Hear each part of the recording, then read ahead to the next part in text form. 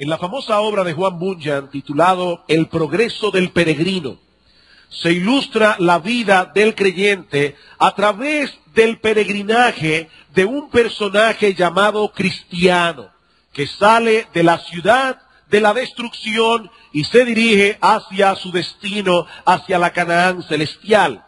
En una parte de su viaje, Cristiano y otro peregrino llamado Esperanza caen en manos del gigante Desesperación y de su esposa Desconfianza, quienes los encierran en el castillo de la duda.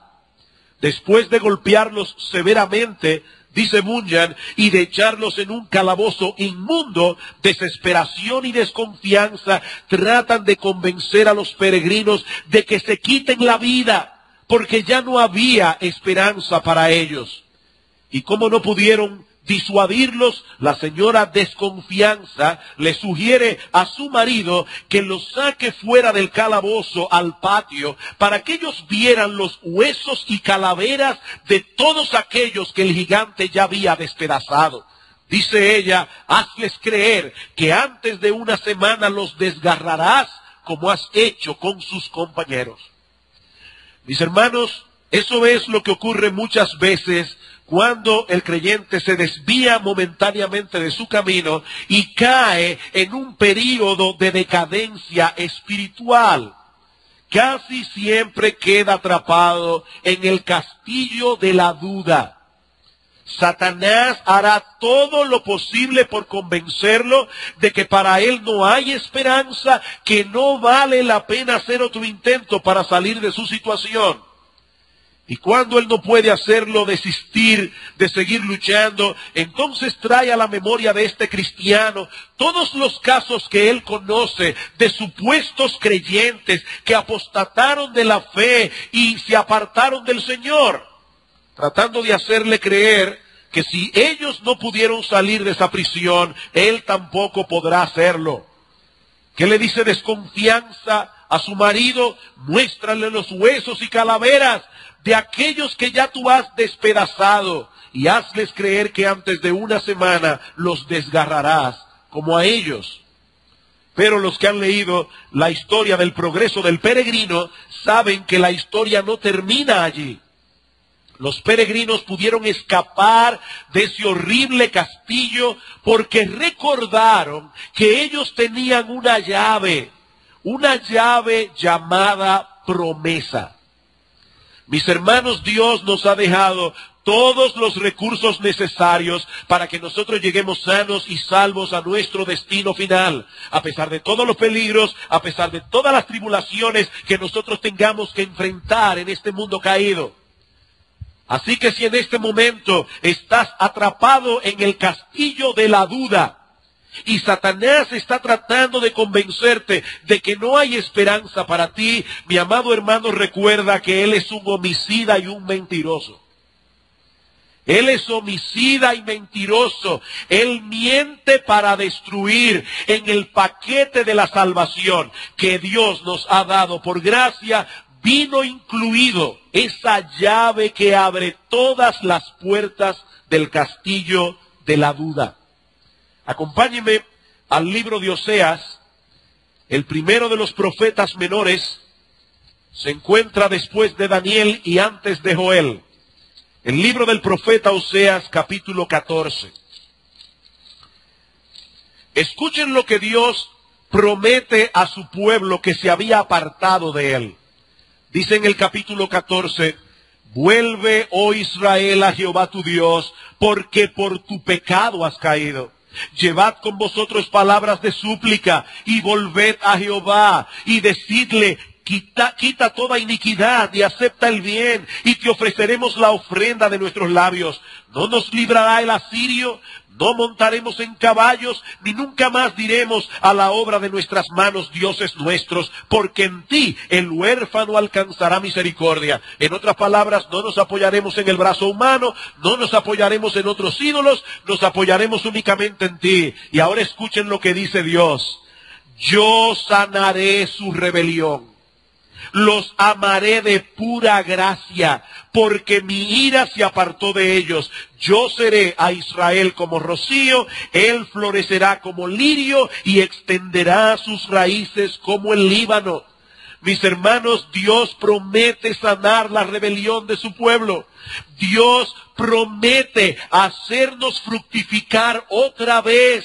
Así como fuimos salvos por gracia, nosotros también seremos recobrados por gracia. Yo sanaré su rebelión. Yo los amaré de pura gracia. Yo los haré fructificar otra vez. Y lo que quiero que veamos en este último estudio sobre la decadencia espiritual que hemos venido llevando ya desde hace varias semanas, son los remedios que debe emplear un cristiano cuando está atravesando por un período de declinación. Y el primero de todos los remedios es este: ocúpate en conocer el verdadero estado de tu alma delante de Dios. No delante de la iglesia, no delante de tus amigos, no delante de los pastores. Ocúpate, mi hermano, en conocer cuál es el verdadero estado de tu alma delante de Dios. Si nosotros vamos a recobrarnos de una enfermedad física, es necesario que sepamos primero que tenemos un problema físico. Y lo mismo ocurre en nuestra vida espiritual. Yo no voy a hacer el esfuerzo de recobrarme de un estado de decadencia si primero no soy hecho consciente de que estoy en esa condición. Por eso es que los cristianos cada cierto tiempo deben someterse a un autoexamen. Deben venir delante del Señor con esa actitud que tuvo el salmista en el Salmo 139. Examíname, oh Dios, y conoce mi corazón, y pruébame, y conoce mis pensamientos. Evidentemente, el salmista no cree que Dios desconoce cuál era su condición. Dios sabe cómo está nuestro corazón. Él pesa los corazones, pero nosotros muchas veces no lo sabemos. Examíname, oh Dios. Eso es algo que cuando menos debemos hacer cada vez que vamos a participar de la cena del Señor. Pablo dice en 1 Corintios 11:28, pruébese cada uno a sí mismo y entonces coma del pan y beba de la copa. ¿Cuál es la meta de este autoexamen? No es quedarnos lamentando lo mal que estamos. Y eso es alguna nota que debo traer de mucho cuidado. Hermanos, lo que la Biblia nos alienta a hacer no es a ser introspectivos. La persona introspectiva está todo el tiempo poniendo sus acciones, sus motivaciones, sus pensamientos en un microscopio. Y las personas que son introspectivas tienden a deprimirse, tienden a decaer. El autoexamen tiene como meta llevarnos a Cristo en arrepentimiento para recibir de Él perdón y recuperación. ¿Y cómo podemos llevar a cabo este proceso de autoexamen? De la misma manera como los doctores llevan a cabo una evaluación médica. ¿Qué hacen los médicos cuando tú llegas a su consulta por primera vez? Ellos no te mandan a hacer radiografía, tomografía y un montón de cosas. Ellos primero te hacen preguntas. ¿Estás durmiendo bien? ¿Has sentido mareos últimamente? ¿Te está doliendo la cabeza? ¿Tienes apetito? Hay una serie de preguntas que los médicos hacen para poder diagnosticar cuál es la condición del paciente. Bueno, mis amados hermanos, si nosotros queremos hacer un autoexamen, debemos hacerlo a través de preguntas. Y lo que yo quiero compartir con ustedes en esta mañana, en el primer punto, que es el más extenso de todos, es un cuestionario que aparece en un libro escrito por Donald Whitney, que precisamente se titula 10 preguntas para diagnosticar tu salud espiritual. 10 preguntas para diagnosticar tu salud espiritual. Yo voy a detenerme en alguna de esas preguntas, no en todas, y voy a traer aquí y allá algunas aplicaciones prácticas en el mismo momento en que estemos considerando cada uno de estos temas. Primera pregunta: ¿sientes todavía sed por Dios?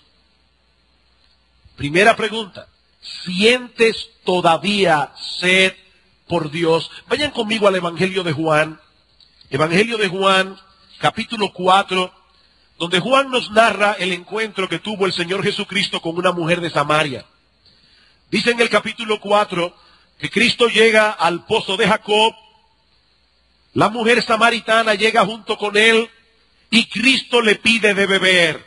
Ella se sorprende porque los judíos y los samaritanos eran enemigos entre sí. Y Cristo le dijo, créeme, mujer, que si tú supieras quién soy yo, tú me pedirías a mí y yo te daría a beber agua viva.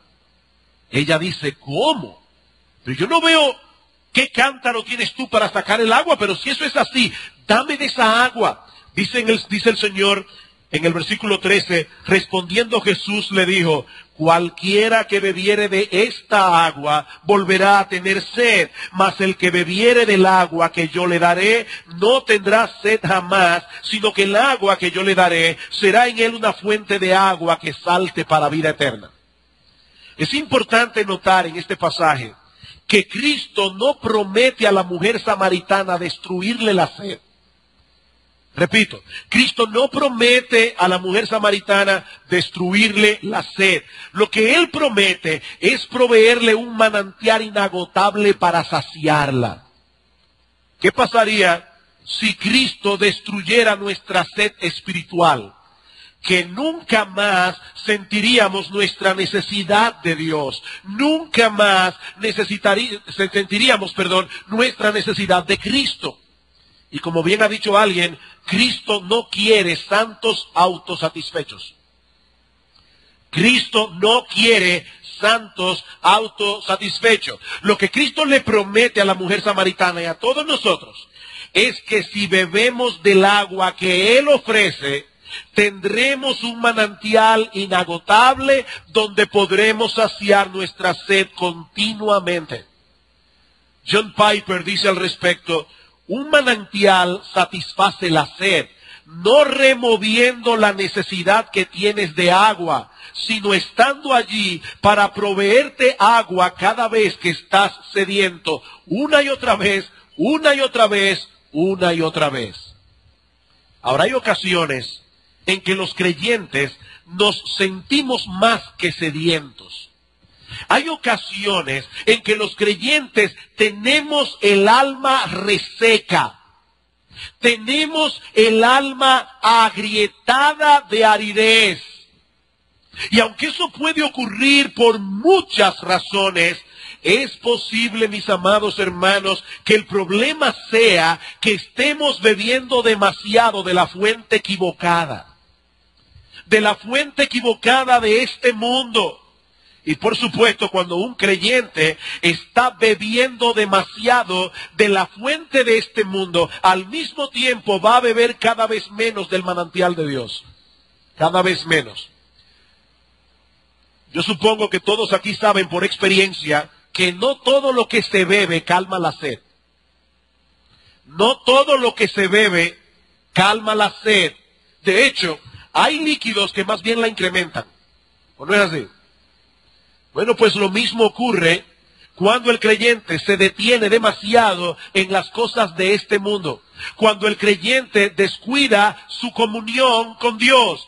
Tarde o temprano sentirá como su alma se agrieta y se reseca. Jeremías capítulo 2. Jeremías capítulo 2. Escuchen la advertencia, la amonestación que Dios le da a su pueblo. Versículo 12. Bueno, vamos a ver desde el versículo 11 para tomar el contexto. Dice Dios, ¿acaso alguna nación ha cambiado sus dioses? Aunque ellos no son dioses. Sin embargo, mi pueblo ha trocado su gloria por lo que no aprovecha. Espantaos, cielos, sobre esto y horrorizaos. Desolaos en gran manera, dijo Jehová, porque dos males ha hecho mi pueblo. Me dejaron a mí fuente de agua viva y cavaron para sí cisternas, cisternas rotas que no retienen agua. Y ahí el problema. Y yo te pregunto, mi hermano amado, mi amada hermana, ¿es ese tu caso? ¿Te has estado dejando seducir por las cisternas rotas de este mundo que no retienen agua, el dinero, el placer, el entretenimiento. ¿Has descuidado tú ir a beber agua en la fuente de agua viva que es nuestro Señor? Entonces no te extrañes de que tienes el alma seca. No puede ser de otro modo, porque el que bebiere del agua que el mundo ofrece, volverá a tener sed. Volverá a tener sed. Ahora hay otro tipo de sed que Donald Whitney llama la sed del alma satisfecha. La sed del alma satisfecha. Yo sé que eso puede sonar paradójico de primera impresión, pero lo cierto es, mis amados hermanos, que el alma satisfecha en Dios siente continuamente sed de Dios. El alma satisfecha en Dios siente continuamente sed de Dios, precisamente por haber sido satisfecha. Dice el salmista en el Salmo 34:8, gustad y ved que es bueno Jehová, dichoso el hombre que confía en él. Aquel que ha gustado y experimentado la bondad de Dios en su vida, quiere más, quiere más. Eso fue lo que ocurrió en la vida del apóstol Pablo, Filipenses capítulo 3. Filipenses capítulo 3.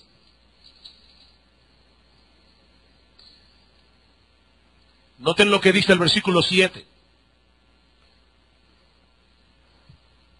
Luego de haber mencionado una lista de cosas muy valiosas para él en el pasado, y cada cual aquí puede hacer su propia lista. ¿Cuáles eran las cosas que eran importantes para ti cuando tú no conocías a Cristo? Dice Pablo, pero cuantas cosas eran para mí ganancia, las he estimado como pérdida por amor a Cristo. Y ciertamente aún estimo todas las cosas como pérdida por la excelencia del conocimiento de Cristo Jesús, mi Señor, por amor del cual lo he perdido todo y lo tengo por basura para ganar a Cristo. Todo eso que Pablo atesoraba en el pasado, todo aquello que lo hacía levantarse cada mañana con ánimo para vivir, porque esa era su motivación. Ahora de repente Pablo, que ha conocido a Cristo, dice, cuando yo comparo todas esas cosas que antes satisfacían mi vida y las comparo con el conocimiento de Cristo Jesús, esto viene a ser basura. Basura. Versículo 10 dice, yo quiero conocerle a Él y el poder de su resurrección y la participación de sus padecimientos, llegando a ser semejante a Él en su muerte. ¿Qué está diciendo Pablo? Pablo dice, ya yo conocí a Cristo, lo conocí hace 30 años, he estado por 30 años caminando a su lado, pero no me siento totalmente satisfecho. No me siento totalmente satisfecho. Yo quiero más de Cristo. Yo quiero más de Cristo. Esa es la sed del alma satisfecha. Mi amado hermano, ¿cómo está tu sed de Dios en este momento? ¿Qué tanto anhelas a Dios? ¿Qué tanto anhelas a Cristo? Ese es un buen indicativo para conocer cuál es el estado de salud de tu alma en este momento. Segunda pregunta. ¿Eres cada vez más gobernado por la palabra de Dios? ¿Eres cada vez más gobernado por la palabra de Dios? Yo sé que aquí hay varios médicos. Y una de las cosas que ellos saben es que de las primeras evidencias que da un paciente de que tiene un problema de salud es la falta prolongada de apetito. Es una de las primeras evidencias de que algo no está caminando bien. ¿Saben por qué? Porque Dios colocó en el centro de nuestro cerebro ciertos mecanismos que se activan cuando nosotros tenemos la necesidad de cubrir los requerimientos energéticos de nuestros cuerpos. Hay una cosa allí en el cerebro, una estructura que se activa. Esto es lo que se denomina como el centro del apetito. Y sus componentes son el centro del hambre y el centro de la saciedad. Alguien lo explica de esta manera. Cuando el centro del hambre se estimula, aparece la sensación de apetito. Pero si por el contrario, el estímulo llega al centro de la saciedad, el deseo de comer se detiene. Te come, tiene hambre y de repente ya se sació, ya no siente más hambre. Ahora, ¿qué sucede Cuando una persona necesita comer y no tiene apetito. Cuando esa persona necesita los requerimientos energéticos que su cuerpo ha perdido, pero no tiene apetito, que puede estar indicando que algo no está funcionando bien en su organismo, algo no está bien. Bueno, mis amados hermanos, eso mismo ocurre en nuestra vida espiritual. Si hay algo que el creyente necesita continuamente, es alimentarse de la palabra de Dios. Primera de Pedro, capítulo 2. Primera de Pedro, capítulo 2, versículos 1 al 3. Desechando pues toda malicia, todo engaño, hipocresía, envidias y todas las detracciones, desead como niños recién nacidos la leche espiritual no adulterada, para que por ella crezcáis para salvación, si es que habéis gustado la benignidad del Señor, o ya que habéis gustado la benignidad del Señor, debería ser la traducción. Ahora, debo aclarar, hermanos, que en ese texto Pedro no está diciendo que los creyentes recién nacidos, es decir, los nuevos creyentes, deben alimentarse de la palabra de Dios. No, eso no es lo que Pedro está diciendo. Lo que Pedro está diciendo es que los creyentes, no importa cuánto tiempo tengan en el Evangelio, siempre deben desear esa leche espiritual, como el niño recién nacido necesita la leche materna. Eso es lo que Pedro está diciendo aquí. Como dice un comentarista, los bebés recién nacidos actúan como si toda su vida dependiera de su próximo alimento. Por eso gritan. Ellos necesitan comer. Ellos necesitan la leche materna. Ahora, noten también que ese deseo del que Pedro está hablando aquí no tiene como meta simplemente que conozcamos el contenido de las Escrituras. La razón por la que debemos alimentarnos de la palabra de Dios es que crezcamos en salvación. Y es obvio que ese crecimiento se evidenciará en una vida transformada que será cada vez más semejante a nuestro Señor Jesucristo.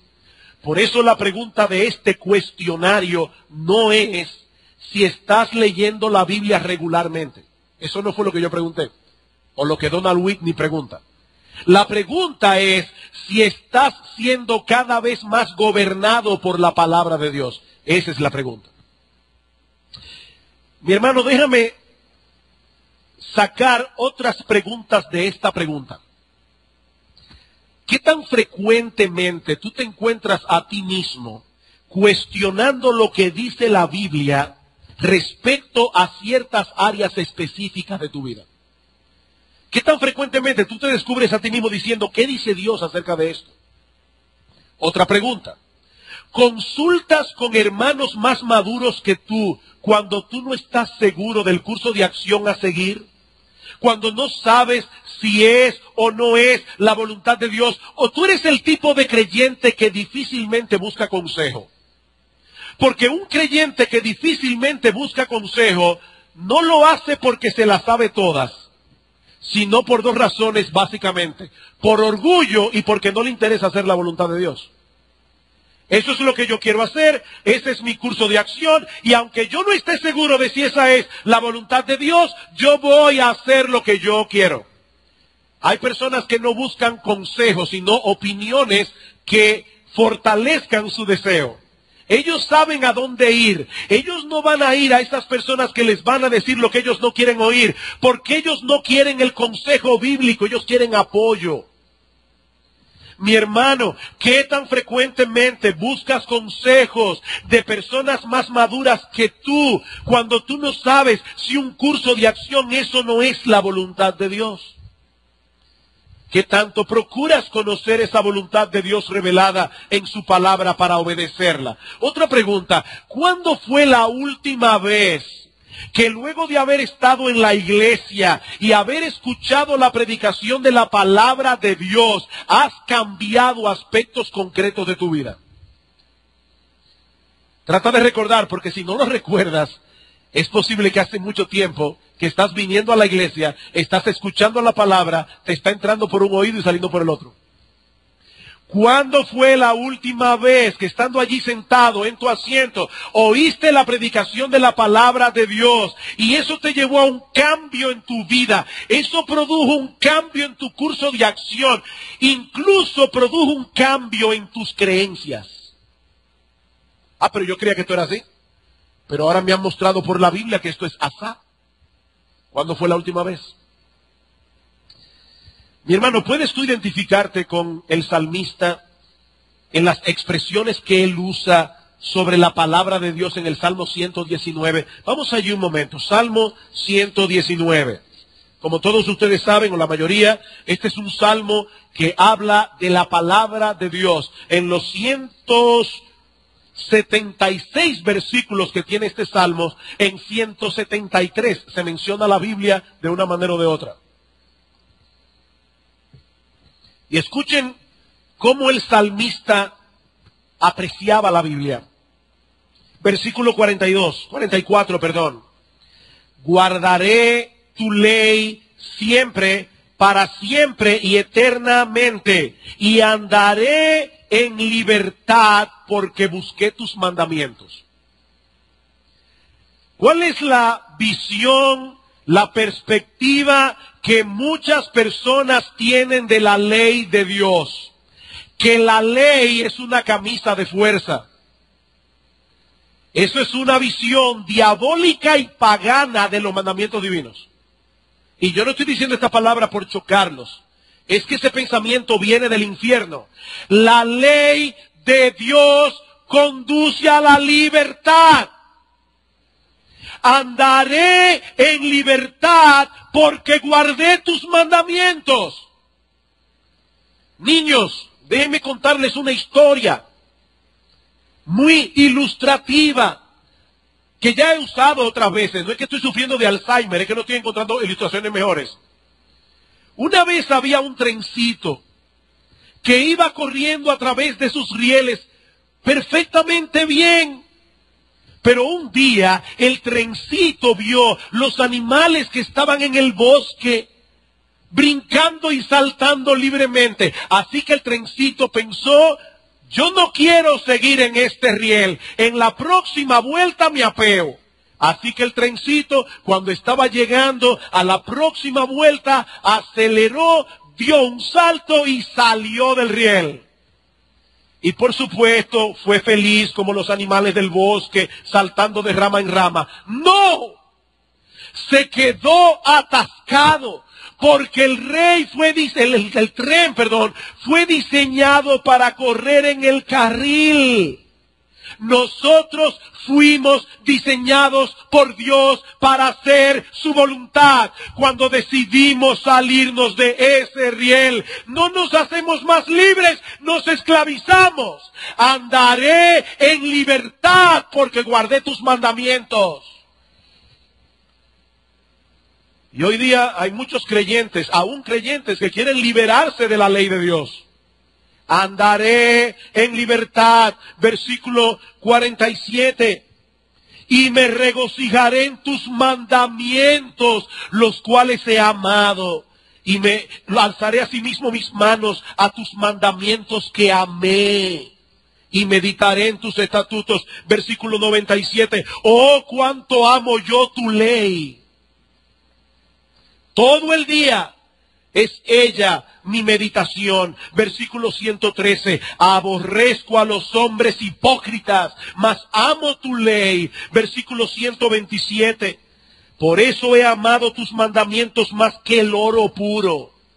Y más que el oro muy puro, dice él. Versículo 162. Me regocijo en tu palabra como aquel que haya muchos despojos. La mentira aborrezco y abomino, pero tu ley amo. ¿Es ese tu sentir, amado mío, amado hermano? No, pastor, eso era en el Antiguo Testamento. No, eso no era en el Antiguo Testamento. Pablo dice en Romanos capítulo 7, versículo 22, en el hombre interior yo me deleito en la ley de Dios. En el hombre interior yo me deleito en la ley de Dios. El creyente que tiene una vida espiritual saludable no se caracteriza por llevar una vida de obediencia perfecta. No, eso solamente puede hacerlo Cristo, o pudo hacerlo Cristo mientras estuvo aquí. Eso es imposible de este lado del cielo. Pero el creyente que está creciendo en su vida espiritual lo manifiesta por un anhelo creciente de conformarse cada vez más a la voluntad de Dios revelada en su palabra. Yo decía ayer a los pastores en la capacitación, los impíos pecan y los creyentes también. Pero hay dos diferencias básicas. La primera es que los incrédulos practican el pecado, los creyentes pecan. Hay una diferencia entre practicar un pecado y pecar. De hecho, déjenme decirles algo a los incrédulos que están aquí en esta mañana. Cada respiración de un incrédulo es un pecado. Cada vez que tú respiras, pecas.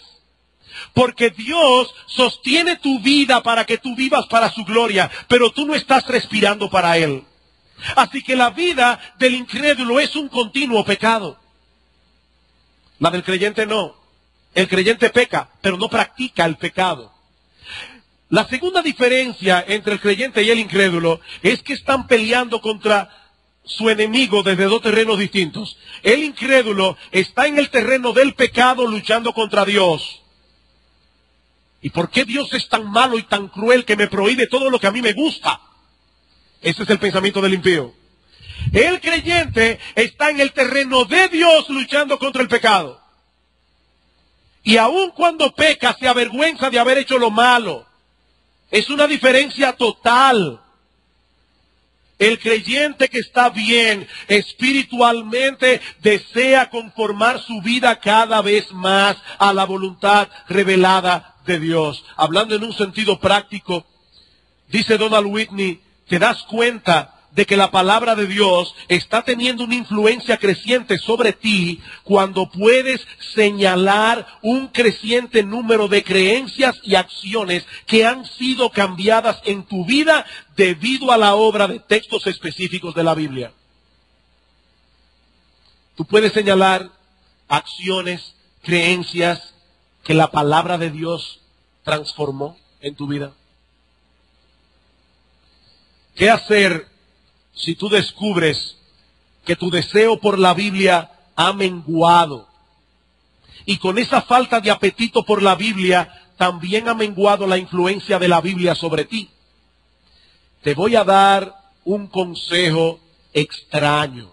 Un consejo que parece un círculo vicioso.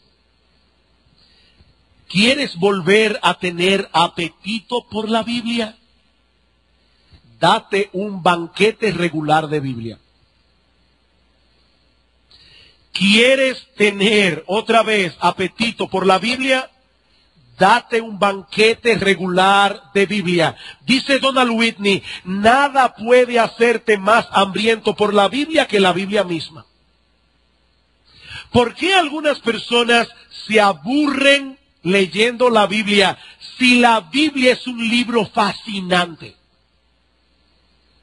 Porque la están leyendo superficialmente o no la están leyendo. Miren, cuando uno va a las Escrituras, y otra vez, este es un ejemplo que yo he puesto otras veces, es como un niño o un joven que tú lo llevas por primera vez a la playa. Yo nací en San Juan de la Maguana. Como ustedes saben, en San Juan no hay playa. Y es una sensación extraordinaria cuando uno ve el mar por primera vez. Pero resulta que a este individuo lo llevan a la playa, ve el mar por primera vez y él está maravillado. Pero ya la 25ª vez que visita el mismo lugar, dice, bueno, pero ya yo lo vi. Ya yo lo vi. Entonces la persona le dice, espérate, ven, es que tú has visto solamente la superficie. Ponte ahora esta escafandra y métete abajo del agua. La persona se mete abajo del agua y descubre un mundo que él no había visto. Y dice, wow, pero esto es fascinante. Después que ya tuviste la playa por abajo, ahora el tipo te dice, espérate, no. Ahora ponte un tanque de oxígeno. Yo te voy a llevar 1 kilómetro más adentro, para que tú veas maravillas de verdad. Hermanos, en la misma medida en que nosotros nos sumergimos en las aguas de la Biblia, cada vez más, cada uno conforme a la capacidad que Dios le dio, uno va viendo las conexiones de las Escrituras y uno va sorprendiéndose de la Biblia, porque la Biblia es un libro fantástico. ¿Quieres volver a tener apetito por la Biblia? Come Biblia. Come Biblia. El apetito te volverá.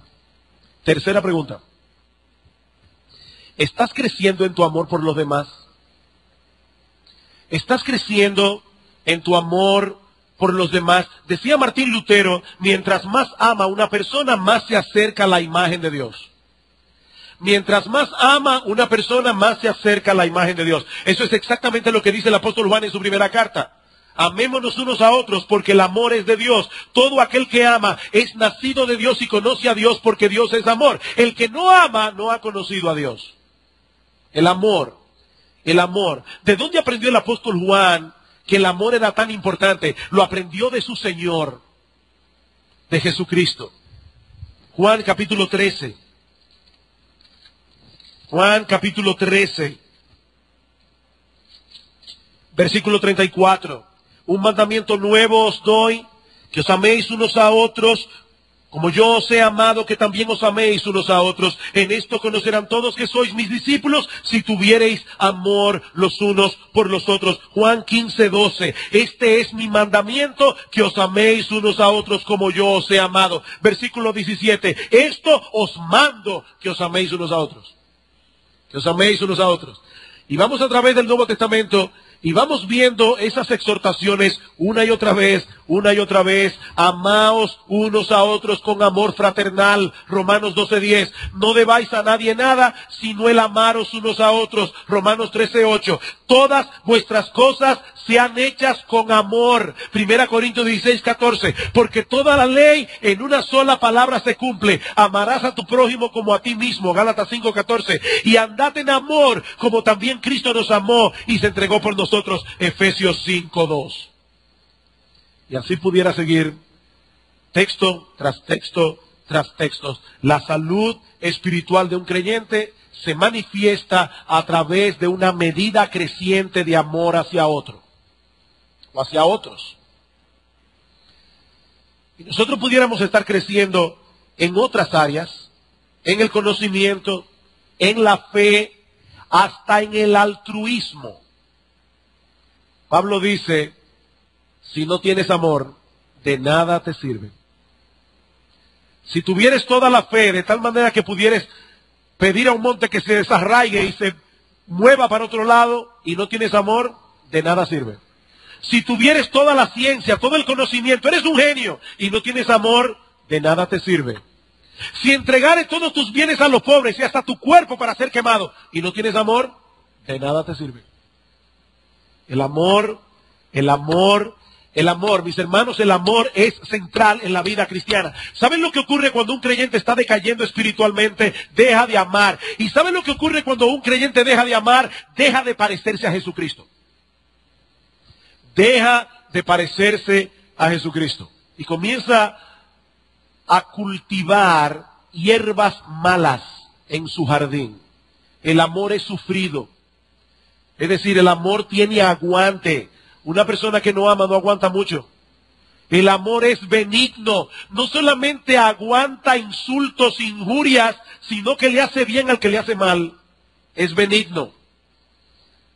El amor no es celoso. El amor no tiene envidia.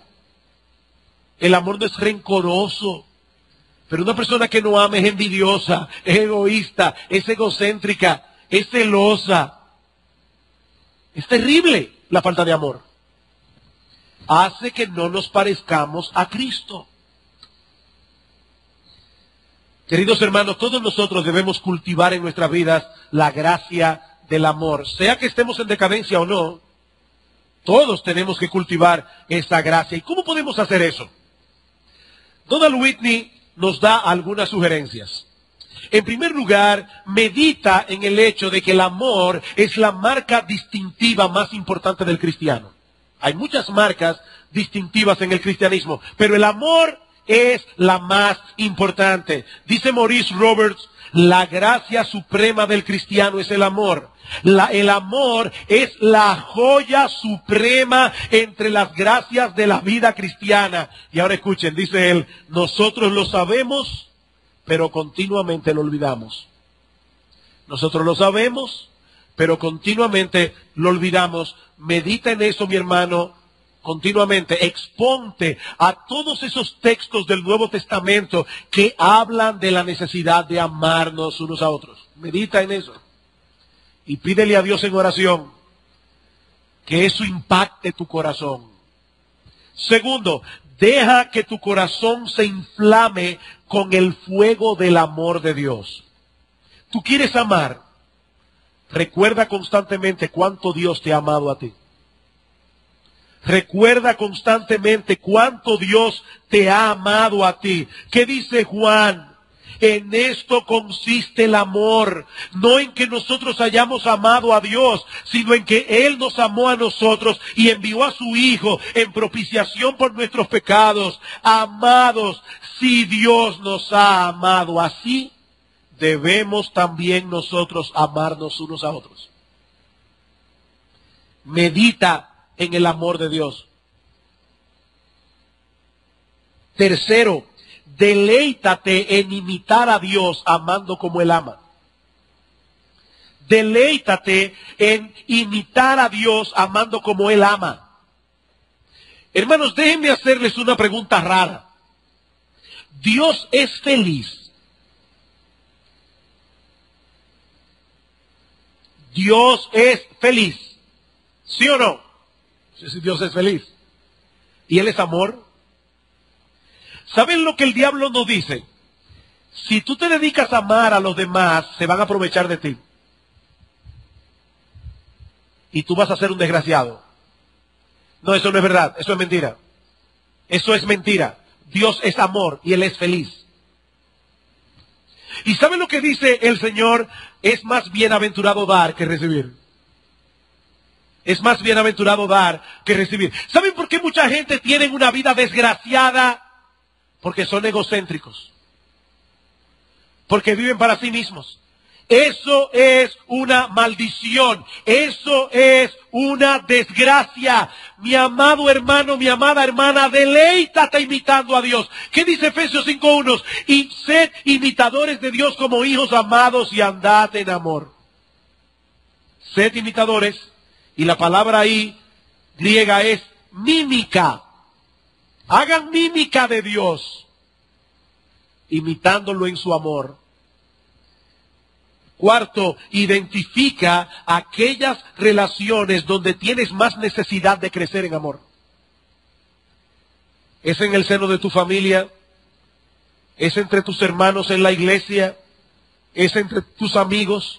¿Es en el trabajo? ¿Es en la universidad? ¿Es en la escuela? ¿Dónde es? Y por último, toma, y esta es la parte más dura, toma la iniciativa de mostrar amor, especialmente amando a aquellas personas de las que tienes poca o ninguna expectación de que te amarán a cambio. Toma la iniciativa de mostrar amor, especialmente hacia aquellas personas de las que tienes poca o ninguna expectación de que te amarán a cambio. Porque así es que ama a Dios. Dios nos amó cuando nosotros lo odiábamos y envió a su Hijo a morir por nosotros. Cuarta pregunta. ¿Estás más sensible que antes a la presencia de Dios? ¿Estás más sensible que antes a la presencia de Dios? Ahora, esta es una pregunta que debe ser cuidadosamente clarificada para no dar lugar a malos entendidos. Porque algunos pueden tener algunas ideas un tanto místicas de lo que significa experimentar la presencia de Dios. Lo primero que debemos aclarar es que Dios está presente en todo lugar, independientemente de que nosotros estemos conscientes o no de su presencia. ¿A dónde me iré de tu espíritu? ¿A dónde huiré de tu presencia? Pregunta el salmista. Y la respuesta es, a ningún lado. Donde quiera que me vayas, allí estás tú. No importa si yo estoy consciente o no de eso. Dios está en todo lugar, Él es omnipresente. Por otra parte, es importante señalar que aunque Dios está en todo lugar, nosotros no podemos discernir, no podemos percibir su presencia a menos que Él se revele, porque Dios es espíritu. ¿Y cómo se revela Dios? Bueno, en primer lugar, a través de la creación, los cielos cuentan la gloria de Dios, las cosas invisibles de Él, su eterno poder y deidad, se hacen claramente visibles por medio de las cosas hechas. Pero en segundo lugar, Dios se revela a través de su palabra encarnada, Jesucristo, su palabra escrita, la Biblia. Ahora, ¿saben qué implica esto, mis hermanos? Que es a través de su palabra, Cristo y la Biblia, que nosotros podemos experimentar y percibir la presencia de Dios. Y es ahí precisamente donde radica la diferencia entre un cristiano bíblico y un místico. Cuidado con el misticismo. Y déjenme decirles algo, eso se ha metido en muchas iglesias evangélicas.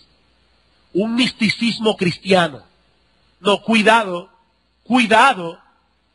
El místico pretende percibir la presencia de Dios en una forma inmediata, es decir, sin hacer uso de ningún medio, incluyendo la Biblia.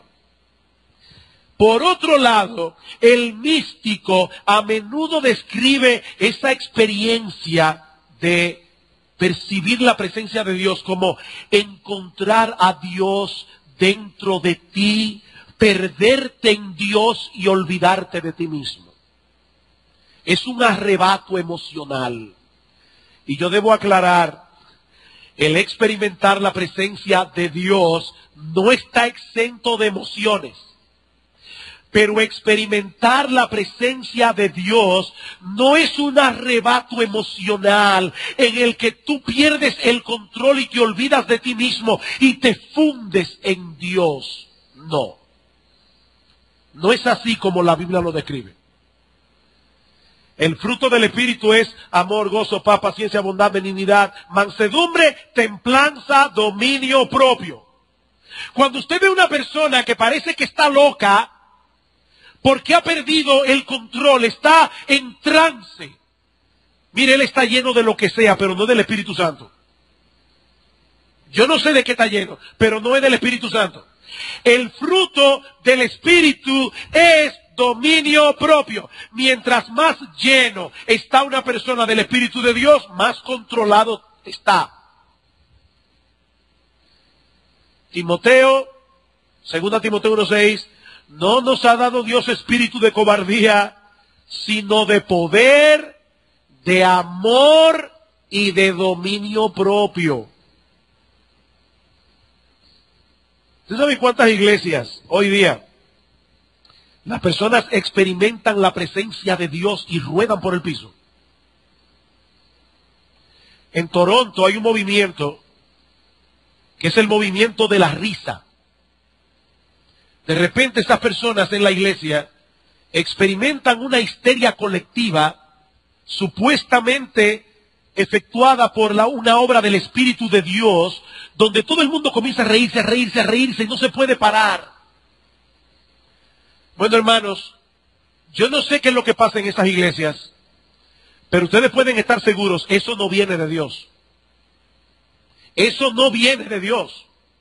No es de ese tipo de experiencia que nosotros estamos hablando aquí. Más bien, la Biblia nos dice que nosotros debemos buscar a Dios a través de su palabra o a través de experiencias fundamentadas en su palabra. Por ejemplo, dice Donald Whitney, mientras más leo y medito en la Escritura o la escucho mientras es predicada, yo puedo esperar tener la conciencia de que es la voz de Dios que yo estoy escuchando. ¿No es verdad, hermanos, que nosotros no siempre experimentamos eso? A veces estamos en la iglesia y oímos la prédica como una charla bíblica más, pero hay otros momentos donde el Espíritu de Dios nos hace muy conscientes. Estoy en la presencia de Dios, estoy escuchando la voz de Dios. Sigue diciendo Whitney, mientras participo en la adoración congregacional ordenada por Dios, así como en la cena del Señor, por fe yo puedo esperar encontrar allí la presencia espiritual de Cristo. Y cuando voy caminando por el bosque o entrando por la puerta del lugar donde trabajo, yo puedo buscar y percibir la presencia de Dios en momentos como esos, porque la Biblia me dice que Él está en esos lugares también. En otras palabras, experimentamos la presencia de Dios cuando estamos conscientes de lo que Él mismo nos ha revelado acerca de su persona en su palabra. ¿Y qué nos ha revelado Dios acerca de su persona en su palabra? Bueno, si tú eres creyente, Él te ha dicho, yo estoy con vosotros todos los días hasta el fin del mundo, y Él te ha dicho también cómo es Él. Es una experiencia de estoy en la presencia de Dios. Estoy consciente de que vivo, como decían los antiguos, coram Deo, cara a cara con Dios. Todo el día. Y es un Dios santo, es un Dios justo, es un Dios bueno, es un Dios paciente, es un Dios misericordioso, es un Dios poderoso. Como dice Whitney, es vivir con la conciencia de que Él conoce mis pensamientos, mis motivaciones, mis temores, mis aspiraciones, mis emociones, mis ansiedades, mi condición física y mental. Y es vivir con la conciencia de que Él me ama más allá de lo que yo puedo comprender. Una persona así que vive en la presencia de Dios, cuando peca está consciente, pequé delante de Dios y pide perdón, pero también cuando está en problema descansa en Dios. Es una persona que vive hablando con Dios.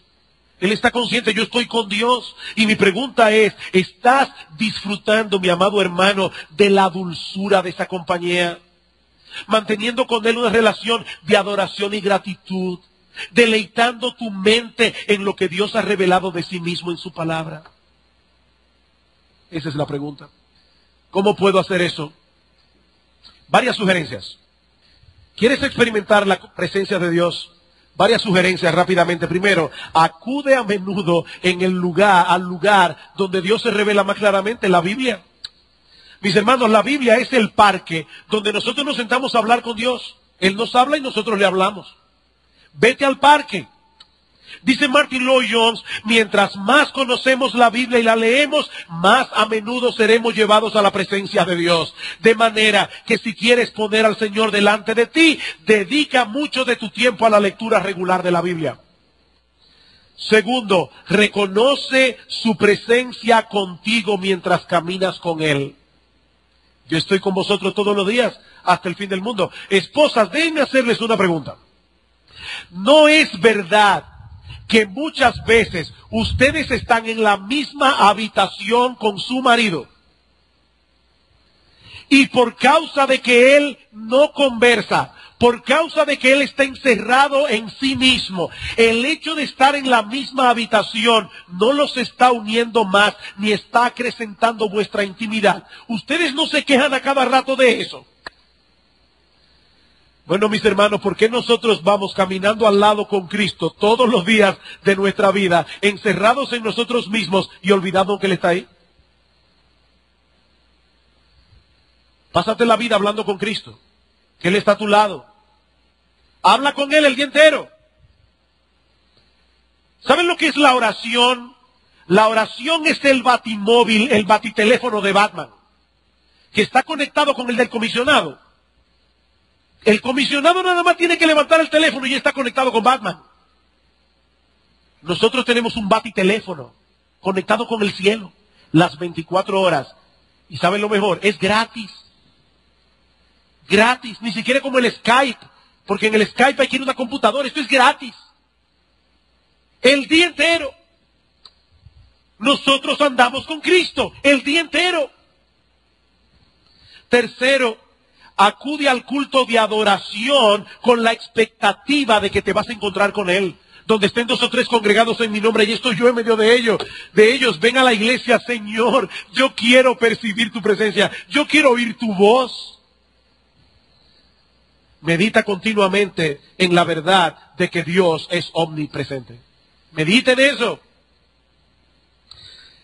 Lamentablemente, hermanos, no podemos seguir deteniéndonos en cada una de estas preguntas, por lo que voy a limitar solamente a mencionarlas, lo lamento. Quinta pregunta, ¿estás experimentando una medida creciente de preocupación por las necesidades espirituales y temporales de otros? ¿Qué tan consciente estás? Tú vienes al culto de oración, porque es ahí donde se habla del problema de la familia. ¿Estás experimentando una medida creciente de preocupación por los otros? Sexta pregunta, ¿te deleitas en la esposa de Cristo que es su iglesia? ¿O tú eres de los que tiene un corazón amargado con respecto a la iglesia? Eso es decadencia espiritual. ¿Son las disciplinas espirituales importantes para ti en una medida creciente? Ya nosotros hablamos de eso las semanas antepasadas. Octavo, ¿todavía sientes dolor por tu pecado? Cuando tú pecas, ¿tú sientes dolor? Vergüenza, tristeza. Novena pregunta, ¿eres una persona que perdona rápidamente? Porque Dios es perdonador. En la misma medida en que nosotros nos parecemos a Dios, vamos a ser más rápidos para perdonar. Décima pregunta, ¿qué tanto anhelas el cielo y estar con Jesús?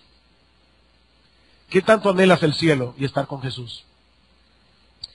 Espero, hermano, que este cuestionario te haya servido de ayuda para hacer un chequeo médico de la condición de tu alma delante de Dios. Ahora, ¿qué debes hacer ahora?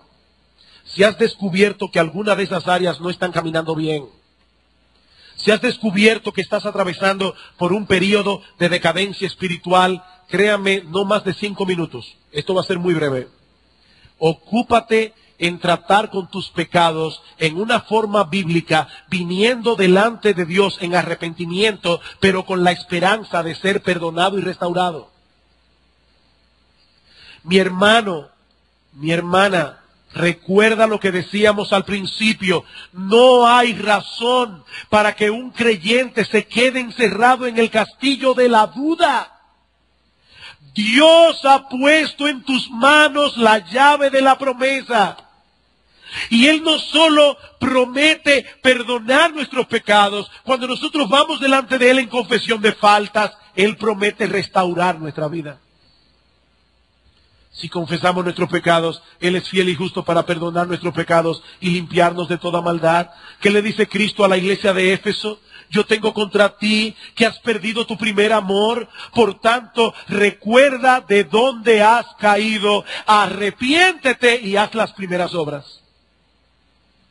Recuerda de dónde has caído. Mi hermano, recuerda que tú tenías tiempos en que tú disfrutabas de la comunión con Dios. ¿Tú te acuerdas? ¿Tú te acuerdas cuando para ti leer la Biblia era un deleite? Recuerda de dónde has caído. Y arrepiéntete. Reconoce que ha sido por tu pecado que has caído en la condición en que estás. ¿Saben cuál es el problema de muchos creyentes? Que todo el mundo tiene la culpa de su malestar. La culpa la tienen los pastores porque no me cuidan. La culpa la tienen los hermanos porque no me llaman. La culpa la tiene mi esposa porque no me quiere. La culpa la tiene mi esposo porque no me ama. No, mi hermano, no hagas eso, no hagas eso. Arrepiéntete porque es tu pecado. Pero recuerda, hay perdón en Cristo. Y haz las primeras obras. Vuelve de nuevo a hacer todo lo que tú hacías en tu vida cristiana y que tal vez todavía haces por inercia. Pero vuelve a hacerlo como al principio, con la conciencia de: yo quiero agradar a Dios con esto. Yo quiero tener comunión con mi Señor al leer la Biblia. No es un ritual. Ay, pastor, mi problema es peor. Estoy en tal condición que ya yo no sé si soy creyente o incrédulo. Te tengo una buena noticia, buenísima noticia. Yo no sé si tú eres un creyente que está en una decadencia espiritual o si tú eres un incrédulo que por un tiempo creíste que eras creyente, pero te voy a decir algo, el remedio es el mismo. Ve a Cristo en arrepentimiento y fe. Después averiguamos qué es lo que tú eras. Pero por ahora, vete a Cristo en arrepentimiento y fe. Él dice, las puertas están abiertas. Yo no voy a rechazar a nadie que venga a mí clamando por misericordia. Mi hermano, no te quedes medio viviendo tu vida cristiana. Cristo vino a darnos vida y vida en abundancia. No le creas al diablo, hay esperanza para ti. Hay esperanza para ti. Vamos a orar. Padre, queremos darte gracias por habernos permitido exponer esta serie de mensajes. Y es nuestra petición, Señor, que tú la uses poderosamente en el corazón de cada uno de nuestros hermanos. Padre, bendice tu palabra, prospera tu palabra. Aquellos que están aquí decaídos, anímalos. Aquellos que están en decadencia, sácalos de esa condición y que ellos vuelvan a sentir el gozo de ser fructíferos otra vez. Oh Dios, bendice Iglesia Bíblica del Señor Jesucristo, porque te lo pedimos en el nombre de Cristo. Amén.